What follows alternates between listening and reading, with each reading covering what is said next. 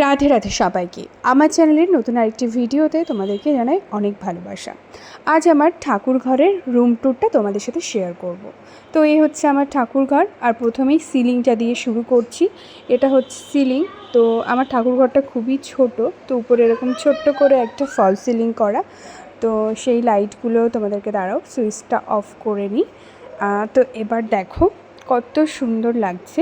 তো এটা হচ্ছে সিলিংটা, আর পুরো ওয়ালটা কিন্তু হোয়াইট কালারের টাইলস বসানো।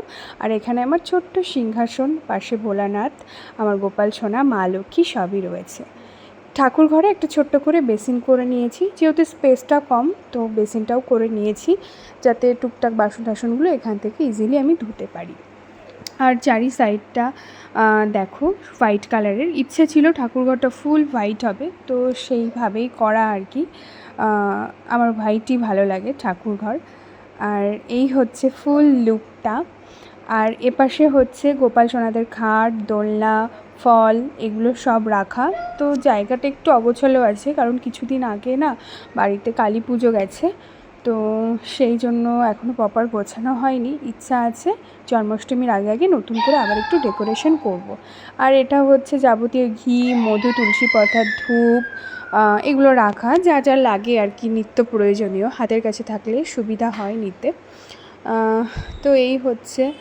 আর মাটির প্রদীপ দেওয়া রয়েছে, কারণ আমার যে পিতলের প্রদীপটা ছিল না, সেটা না পুজোর মধ্যে না কোথায় হারিয়ে গেছে। ভাবো, প্রদীপ হারানোর একদম ভালো না, আর আমার প্রদীপটাই হারিয়ে গেছে। যদিও খুঁজেও আমি আর পাইনি, এখন হারিয়ে গেছে না কেউ নিয়ে গেছে সেটা আমি বলতে পারবো না। তো দেখো এই হচ্ছে ফুল লুকটা ঠাকুর ঘরের। ছোটো হলেও কিন্তু ঠাকুর ঘরটা খুবই সুন্দর লাগে। আর এই যে হোম থিয়েটার, এখানে আমি মাঝে মাঝে গান চালাই আর কি। আর পাশে একটা ফ্যান রয়েছে, ফ্যানটা কিন্তু গোপাল সোনাদের জন্য। তো এই হচ্ছে আমার ছোট্ট ঠাকুর ঘরের রুম ট্যুর।